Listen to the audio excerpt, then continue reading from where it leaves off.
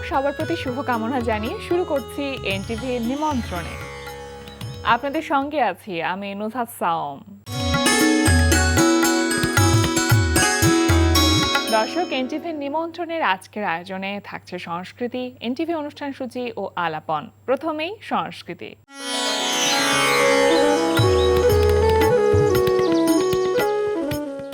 ধানমন্ডি শফিউদ্দিন শিল্পালয়ে অনুষ্ঠিত হচ্ছে art hub ঢাকার আয়োজনে বাংলাদেশ, নেপাল ও কোরিয়ান প্রজাতন্ত্রের ৬০ জন প্রথিতযশা শিল্পীর দলীয় প্রদর্শনী ফ্রম মাউন্টেন টু সি। প্রদর্শনী চলবে ৩১ মার্চ পর্যন্ত।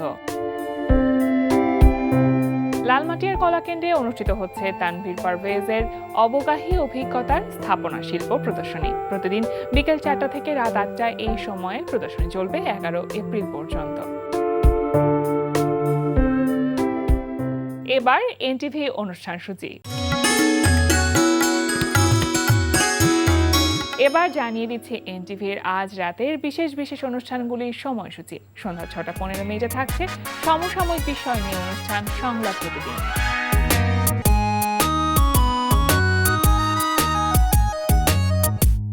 রাত ১১টা ৩০ থাকছে টক শো এই সময়।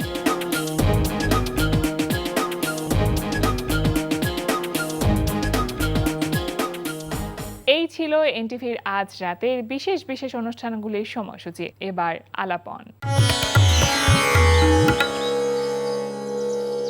প্রিয় দর্শক, আমাদের আলাপনের আজকের অতিথি জনপ্রিয় অভিনেতা আমিন আজাদ। শুভ সকাল ভাইয়া। শুভ সকাল। কেমন আছেন?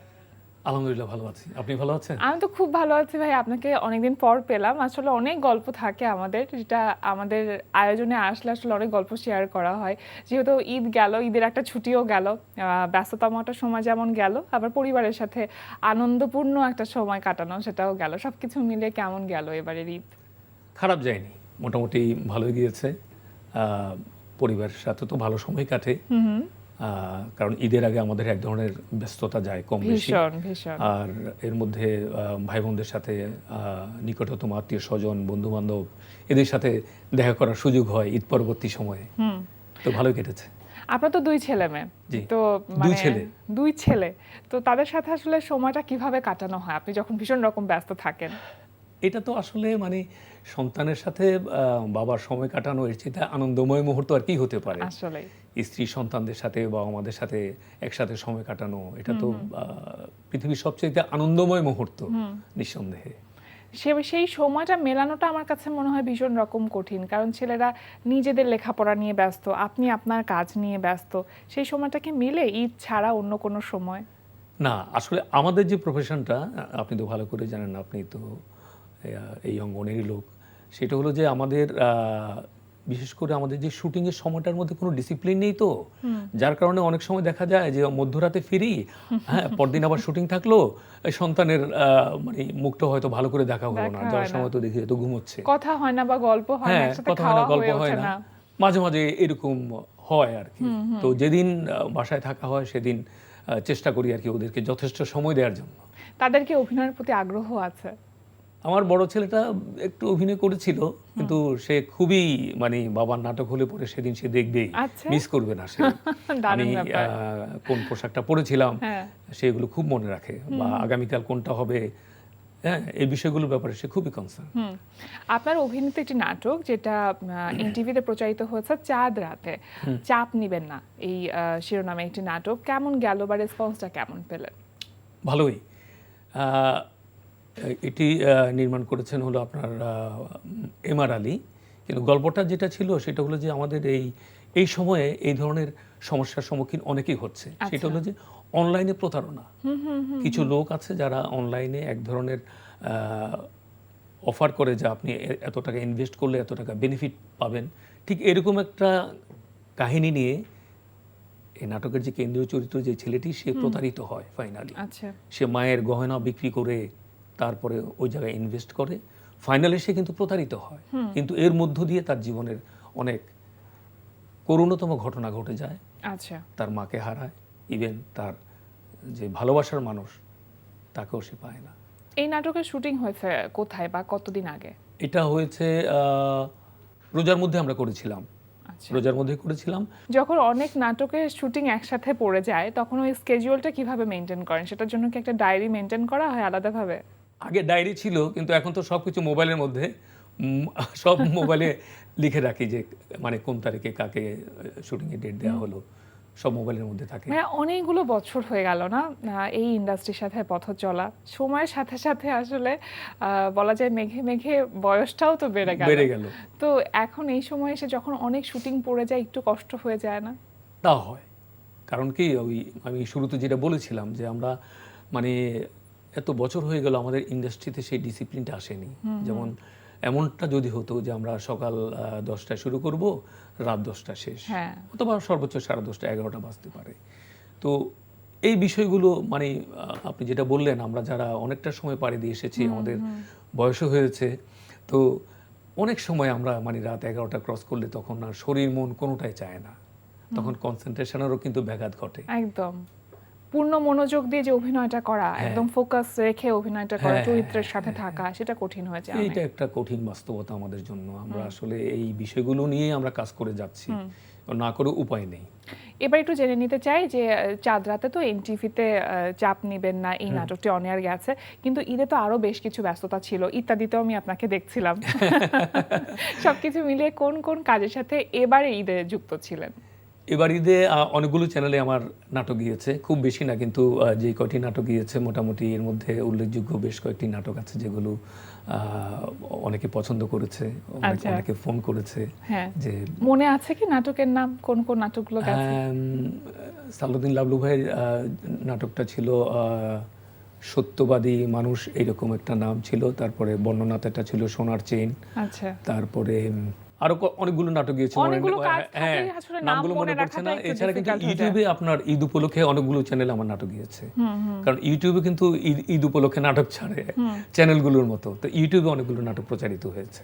আচ্ছা, একটু জানতে চাইবো মঞ্চ সম্পর্কে। মঞ্চ তো একেবারে আবেগের জায়গা, আত্মার খোরাক মেটায় মঞ্চ।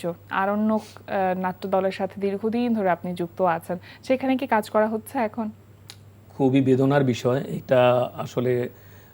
মানে এখন কি বলবো, মানে এটা কেউ স্মরণ করিয়ে দিলে খুবই খারাপ লাগে, এই কারণে যে দীর্ঘদিন মঞ্চের সাথে এত ওতপ্রোতভাবে জড়িত ছিলাম, সে মঞ্চ থেকে এখন আমাদের এই ভিজুয়াল মিডিয়ার ব্যস্ততার কারণে একটু যে দূরে সরে এসেছি।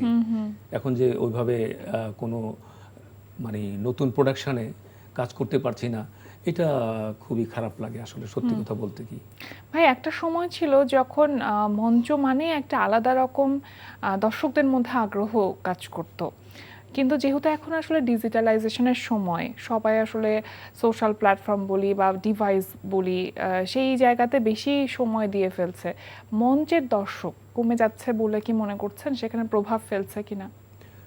কিছুটা তো প্রভাব ফেলেছে অবশ্যই, কারণ আমরা যখন মঞ্চ নাটক শুরু করেছিলাম সেই সময় আপনার যেভাবে মঞ্চের প্রতি মানুষের আগ্রহ ছিল, কখন একটা নতুন নাটক মঞ্চায়ন হচ্ছে, কোন দলের নাটক নামছে, দেখার যে আগ্রহ ছিল, সেই জিনিসটা এখন হয়ে গেছে। আপনি যেটা বললেন যে এখন এটা বাস্তবতা যে আমাদের ভিজুয়াল মিডিয়ার কারণে আমাদের এই যে এখন ইউটিউব চ্যানেল, অনেক সব কিছু মিলিয়ে আমাদের যারা একটু মানে অভিনয় জানে তারাও ব্যস্ত হয়ে পড়ছে, সেই কারণে অভিনেতারাও এখন ঠিক মঞ্চের দিকে কতটা ফোকাস দিতে পারছেন আমি জানি না, কিন্তু যারা করছেন তাদেরকে স্যালিউট। আছেন অনেক আমাদের মঞ্চকর্মী, ডেডিকেটেড অনেক কর্মী আছেন। আসলেই তাই। একটা বড় পরিবর্তনের ভেতর দিয়ে গেছেন, মানে আপনি নিজের চোখে দেখেছেন এবং একই সাথে নিজে সেই জার্নিটার ভেতর দিয়ে গেছেন। মঞ্চ, তারপরে বাংলাদেশ টেলিভিশন মানে বিটিভি, তারপরে অনেকগুলো স্যাটেলাইট চ্যানেল আসলো, বেসরকারি স্যাটেলাইট চ্যানেল, তারপর এখন ইউটিউব চ্যানেল। এই যে পরিবর্তনটার ভেতর দিয়ে যাওয়া, অ্যাজ অ্যান আর্টিস্ট নিশ্চয় অনেক চ্যালেঞ্জেস ছিল। সবচেয়ে বড় চ্যালেঞ্জ কোনটা বলে মনে হচ্ছে? নিশ্চয়ই সময়ের সাথে খাপ খাইয়ে নেওয়াটাই সবচেয়ে বড় চ্যালেঞ্জ ছিল, কিন্তু নিজেকে এটার সাথে আসলে কিভাবে কোপ আপ করিয়েছেন? এক্স্যাক্টলি আপনি যেটা বলেছেন যে সময়ের সাথে খাপ খাইয়ে নেওয়া, এখন যে যতটা এই খাপ খাইয়ে নেওয়াটা মানে নিতে পারছে সেই সাকসেস। এই যে আপনাকে বললাম যে আমরা যখন শুরুর দিকে নাটক করতাম তখন একটা 1 ঘন্টা নাটকের জন্য যে সময়টা আমরা পেতাম, ধরেন 3-4 দিন না হলেও মিনিমাম 2 দিন তো হতো, তো সেই জায়গা থেকে আমরা একদিনে নিয়ে আসছি।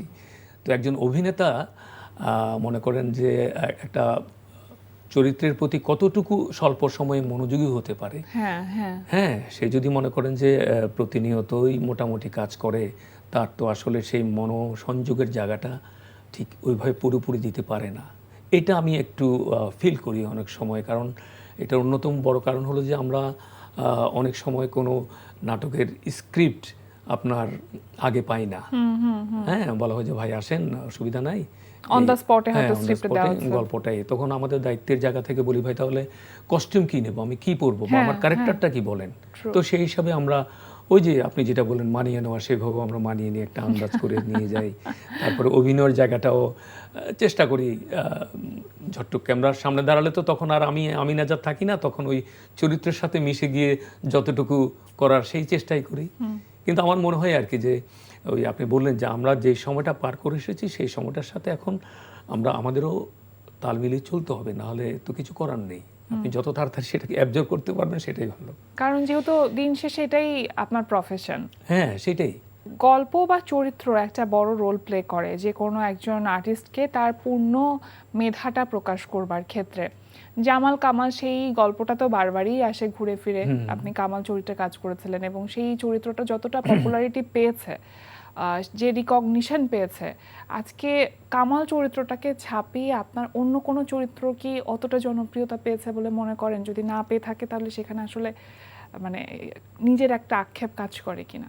হ্যাঁ, আক্ষেপ কাজ করে। এটা সত্যি কথা যে আমি কামাল চরিত্রটিকে ছাপিয়ে যাইনি, এটা অবশ্যই আমার স্বীকার করতে কোনো দোষ নেই। কারণ কি আমি এখনো আপনার যেখানে যাই, শহর গ্রামগঞ্জে প্রত্যন্ত এলাকা যেখানে যাই, তো সেই নামে আমাকে চেনে। হ্যাঁ, এটা একদিক থেকে সার্থকতারও কিন্তু, তাই না? তো এটা আমার জন্য অনেক বড় পাওয়া এবং এই জন্য আমি কৃতজ্ঞ। আমার গুরু, নাট্যগুরু মামুনুর রশিদ, উনি আমাকে এই সুযোগটা করে দিয়েছিলেন। তো এর পরবর্তীতে কিন্তু দর্শক বলে যে ভাই ওই নাটকটা দেখলাম, খুব ভালো লেগেছে। তো ঠিক সেইভাবে কামাল চরিত্রের যে মানে আমি যেরকম জনপ্রিয়তা আমার ছিল সেটা অদ্যাবধি আছে এবং আমার মনে হয় আর মৃত্যু আমি এটাই বহন করব। এ নিয়ে আমার ওই আক্ষেপটা নাই। আচ্ছা, হ্যাঁ, ওই আক্ষেপটা নাই। সেটাকে ছাপিয়ে যাবার ইচ্ছেটাও মনে হয় নেই আপনার, যে সেটা মানুষ পছন্দ করেছে, গ্রহণযোগ্যতা পেয়েছে। দেখেন, আমি একজন সাধারণ অভিনেতা, আমি একজন চরিত্র অভিনেতা। আমার ঠিক কি বলবো যে ঠিক ওই রকম চরিত্র যে দুই একটা পাইনি, আমি কতটুকু সাকসেস হয়েছে আমি জানি না। কিছু কিছু ভালো চরিত্রে তো কাজ করার সৌভাগ্য হয়েছে। কিন্তু যেটা হলো যে আমরা যে সময়ে আমরা পরিচিতি পেয়েছিলাম সেই সময় মনে করেন যে আজকালকার মতন তো এত টিভি চ্যানেল ছিল না, বাংলাদেশ টেলিভিশন ছিল, তখন প্রচুর দর্শক বাংলাদেশ টেলিভিশন দেখতো। ওইটাই আমাদের জন্য সবচেয়ে বড় সৌভাগ্য, যেটা বলতে কোনো দ্বিধা নেই। কারণ আজকে ইউটিউবে হাতের মুঠোয় অনেক চ্যানেল আছে, অনেকগুলো ইয়ে আছে, কই ভাই আপনি নাটক করতেছেন, আপনাকে তখন দেখা যায় না। অথচ মনে করেন কালকে রাতে আমার 3টা চ্যানেলের নাটক গেল। এটাও একটা বাস্তবতা, তাই না? সেটাই। তবে হ্যাঁ, এখন ওই যে ইউটিউবের নাটকগুলো প্রচুর দর্শক আছে, তারা দেখছেন। এবং ইত্যাদির তো একটা আলাদা দর্শক মহল আছে, দর্শক শ্রেণী আছে। ইত্যাদি মানে আপনি সেখানে থাকবেনই, এই ব্যাপারটা আসলে কতটুকু এনজয় করেন আপনি? এটা আমি এনজয় করি এই কারণে যে ইত্যাদি হলো বাংলাদেশের সর্বাধিক জনপ্রিয় একটা ম্যাগাজিন অনুষ্ঠান নিঃসন্দেহে। এবং যে আমার এটাও মানে আমি স্বীকার করি আপনার কাছে যে জামাল কামাল হিসেবে পরিচিতি পাওয়ার পর কিছুদিন পরেই তো আমি ইত্যাদি শুরু করি, অদ্যাবধি করে যাচ্ছি। তো ইত্যাদির এই যে ব্যাপক জনপ্রিয়তা এবং ওই যে দর্শক দেখে, সেই কারণে আমি ইত্যাদির কারণে কিন্তু আলাদা একটা পরিচিতি আমার আছে, একটা আলাদা গ্রহণযোগ্যতা আছে, একটা গ্রহণযোগ্যতা আছে। এবং দর্শক কিন্তু আমি জানি না যে আমরা কিছু অভিনেতা আছি তাদেরকে ইত্যাদিতে নিয়মিত দেখতে চায়, এবং কখনো কোনো কারণে তারা যদি মিস করে, ভাই আপনি কি ছিলেন না, হয়তো মিস করলাম, আমি ছিলাম তো ভাই, ও পুরোটা দেখা হয়নি, এরকম বলে। তো দর্শক কিন্তু এখনো মানে ইত্যাদিকে অন্যভাবে মানে দেখে। হ্যাঁ, ইত্যাদি জায়গাটা এখনো একই রকমই আছে। মানে মিউজিকটার ভিতরে একটা আলাদা ব্যাপার আছে। আচ্ছা, নির্মাণে কিছুদিন কাজ করা হলো, তারপরে নির্মাণটা আর কন্টিনিউ করা হলো না আপনার, কেন? এটা আমি এর আগেও বেশ কয়েকবার বলেছি বিভিন্ন চ্যানেলে। সেটা হলো যে আসলে আমি অভিনেতা হিসাবে যতটা স্বাচ্ছন্দ্য বোধ করি, নির্মাণে আমি সেটা আমার কিছুটা সমস্যার কারণে আমি দেখেছি যে না, ওই কর্মটি আমার জন্য নয়।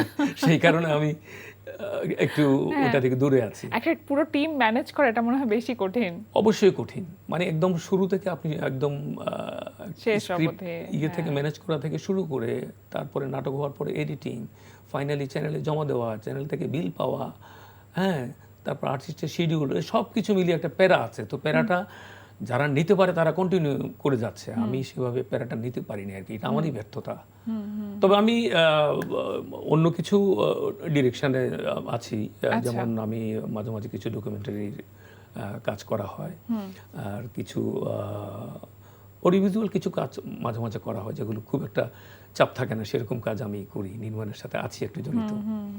একটা সময় মঞ্চ নাটক ছিল অভিনয় শিখবার জায়গা, এবং তার পরবর্তীতে গিয়ে টেলিভিশন মিডিয়াতে সে অভিনয়ে আসতো। কিন্তু এখন হয়তো টেলিভিশন মিডিয়াতেই সরাসরি আমরা অভিনয় দেখছি, বা অনেকে আছে সোশ্যাল প্ল্যাটফর্ম থেকে টেলিভিশন মিডিয়াতে আসছে। সেটা কি প্রভাব ফেলছে কিনা অভিনয়ের যে কোয়ালিটি বা গুণগত মান সেই জায়গাতে? এখানে আমি একটা কথা বলি যে আমরা যখন শুরু করেছিলাম সেই সময়ে কিন্তু আপনার 90% অভিনেতা অভিনেত্রীরা কিন্তু থিয়েটার থেকে এসেছিল। হ্যাঁ, তারা তাদের অভিনয় দেখে আমরা বড় হয়েছি। তারপর একটা সময় আমরাও শুরু করেছি, তার পরবর্তী সময় অনেক এসেছে। কিন্তু এর পরবর্তী সময় আপনি যেটা বললেন যে থিয়েটার ছাড়াও কিন্তু অনেক শিল্পী এসেছেন, তাদের মধ্যে অনেক গুণী শিল্পী আছেন যারা খুব চমৎকার অভিনয় দিয়ে কিন্তু দর্শকপ্রিয়তা পেয়েছে, দর্শক মন জয় করে নিয়েছে। তো তারা হয় না যে মানুষ বাই বর্ন তো একটা মেধা নিয়ে জন্মায়, তো এই ধরনের মেধা নিয়ে কিন্তু অনেক শিল্পী আছেন। আবার এটাও যে একেবারে স্বতঃসিদ্ধ নয় যে আপনি থিয়েটার করলেন বলে যে আপনি অনেক মেধাবী অভিনেতা হয়ে গেলেন, তা কিন্তু নয়। তবে থিয়েটারে একটা আলাদা শিক্ষা আছে, সেটা অভিনয়ের পাশাপাশি, হ্যাঁ, অভিনয়ের পাশাপাশি আরো অন্য অনেক কিছু শিখায়, নৈতিকতা, মানবিকতা, হ্যাঁ, এই যে বিষয়গুলো সেগুলো থিয়েটারে শেখায়, যেটা একটা মানুষের জন্য খুবই জরুরি। ভাই, এখন যে এই যে ভিউজ দিয়ে কোন একটি নাটক কতটা জনপ্রিয়তা পেল সেই বিষয়টি আমরা চিন্তা করছি, আসলেই কি তাই ব্যাপারটা যে কত ভিউজ এই জন্যই তার জনপ্রিয়তা বেশি? এই বিষয়টাকে আপনি কিভাবে দেখেন? বিষয়টা হয়েছে কি এখন, মানে আসলে যেটা হয়েছে যে সবাই এখানে ব্যবসাটা মানে মুখ্য হয়ে দাঁড়ায়, তো যার কারণে এখন মনে করেন যে হালকা চুটুল নাটক, ওই একটু ক্যাচি নাটকের নাম, এই সব কিছু মিলিয়ে আপনার এখানে একটা হয়তো মানসম্মত নাটকের একটা বিষয় অবশ্যই আছে, এটা তো আপনিও বুঝতে পারেন। হ্যাঁ, তো যার কারণে আমার মনে হয় যে এগুলো বিষয় আরেকটু সচেতন হওয়া উচিত, সচেতন হওয়া দরকার। কিন্তু এখানে সবাই বাণিজ্যটাকেই প্রধানতম বিষয় মনে করে, তাহলে তো আপনি সেখানে খুব বেশি কিছু সৃজনশীল কাজ আশা করতে পারেন না। কিন্তু এটাও ঠিক যে ইউটিউবে প্রচুর ভালো কাজ হয়, ডেফিনেটলি হয়, প্রচুর ভালো কাজ হয়, প্রচুর ভালো কাজ হয়। আসলে 10টা ভালো কাজের মধ্যে যদি 2টা খারাপ কাজ হয়, তাহলে হয়তো সেই 2টা খারাপ কাজকে আমরা ইগনোর করে সেই 8টা ভালো কাজের দিকে ফোকাস করতে পারি। সেটাই করা উচিত আর কি। সেটাই। একেবারে শেষের দিকে চলে এসেছি ভাই, আপনাকে অনেক অনেক ধন্যবাদ আমাদের আয়োজনে এসে সময় দেওয়ার জন্য। সবশেষে দর্শকদের উদ্দেশ্যে যদি আপনার ছোট্ট করে কিছু বলবার থাকে। আপনাকেও ধন্যবাদ, আর এনটিভিকেও ধন্যবাদ আমাকে আমন্ত্রণ জানার জন্য। দর্শকের উদ্দেশ্যে একটাই কথা বলা যে আপনারা নাটক দেখুন, ভালো নাটক দেখুন, ভালো খারাপ দুটো দেখে তারপর আপনারা মন্তব্য করুন যে কোনটা আপনারা দেখতে চান না। সবসময় ভালো নাটকের সাথে আপনারা থাকবেন, সেটাই প্রত্যাশা। অবশ্যই। প্রিয় দর্শক, আমরা চলে এসেছি অনুষ্ঠানের শেষ প্রান্তে। অনুষ্ঠান সম্পর্কে আপনার মতামত জানাতে মেইল করুন ntvnimontrone@ntvbd.com। বিশ্বের যে কোনো প্রান্ত থেকে যে কোনো সময় এনটিভি নিমন্ত্রণে দেখতে ভিজিট করুন আমাদের পূর্ণাঙ্গ ওয়েব পোর্টাল www.ntvbd.com। এছাড়া এনটিভি সব জনপ্রিয় অনুষ্ঠান ও খবরের আপডেট পেতে ভিজিট করুন আমাদের ইউটিউব চ্যানেল ও ভেরিফাইড ফেসবুক পেজে। সবার মঙ্গল কামনায় আজকের মতো এখানেই শেষ করছি। সবাই ভালো থাকুন, সুস্থ থাকুন, সুন্দর হোক আপনার প্রতিটি।